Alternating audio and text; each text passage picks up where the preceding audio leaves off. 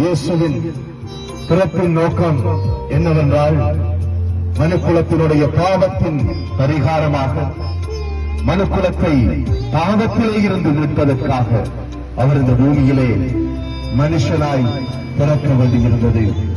இயேசு என்று சொல்லும் பொழுது அநேகர் மனதிலே நினைப்பது உண்டு, ஏதோ ஒரு மதத்தை பரப்புவதற்கு அல்லது ஏதோ ஒரு மதத்தை மாற்றுவதற்கு வந்திருக்கிறார்கள் என்று. அப்படி அல்ல. இயேசு பிறந்ததனுடைய நோக்கம் மனுஷனுடைய பாவத்தை மன்னிப்பதற்கு. இயேசு பிறந்ததனுடைய நோக்கம் மனுஷனை பாவத்திலிருந்து விடுதலையாக்குவதற்கு. இயேசு என்று சொன்னால் இயேசு என்னும் பேரின் அர்த்தம் விடுதலை கொடுக்கிறவர் என்பதாகும்.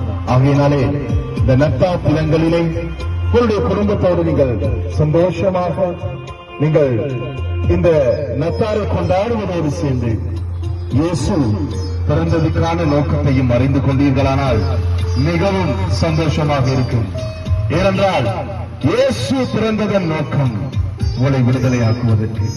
இந்த இயேசு நீங்கள் எந்த இனமாக இருந்தாலும், எந்த ஜாதியாக இருந்தாலும், எந்த கோத்திரமாக இருந்தாலும் உங்கள் ஒவ்வொருவரையும் இயேசு நேசிக்கிறார்.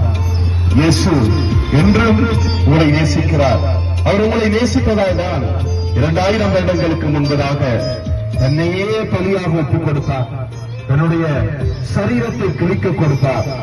தன்னுடைய மரணத்தின் மூலம் அநேகரை விடுதலையாக்கும் பொருட்டாக அவர் இந்த பூமிக்கு பிறந்தார் என்று பார்க்கிறோம்.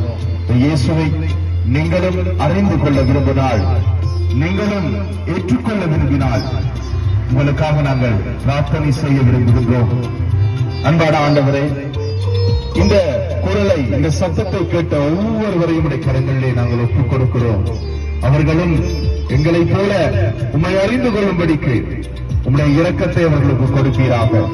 எங்களைப் போல அவர்களும் உம்மை உணர்ந்து கொள்ளும்படிக்கு அவர்களுக்கு பிரகாசம் உள்ள மனக்கண்களை கொடுக்க வேண்டும்படியாக ஜெபிக்கிறோம். ஆண்டவரே, உம்முடைய அன்பின் நீளமாகலாம் ஆழம் உயரம் எத்துகிறது என்பதை இவர்கள் அறிந்து கொள்ளும்படிக்கு இவர்களுக்கு உதவி செய்யும். இவர்களும் ரட்சிப்பின் அனுபவத்தை, விடுதலையின் அனுபவத்தை பெற்றுக்கொள்ள இவர்களுக்கு கிருபையால் உதவி செய்கிறார். இயேசுவின் மூலம் ஜெபம் கேட்கிறோம். ஜீவனுள்ள நல்ல பிதாவே, ஆமென்.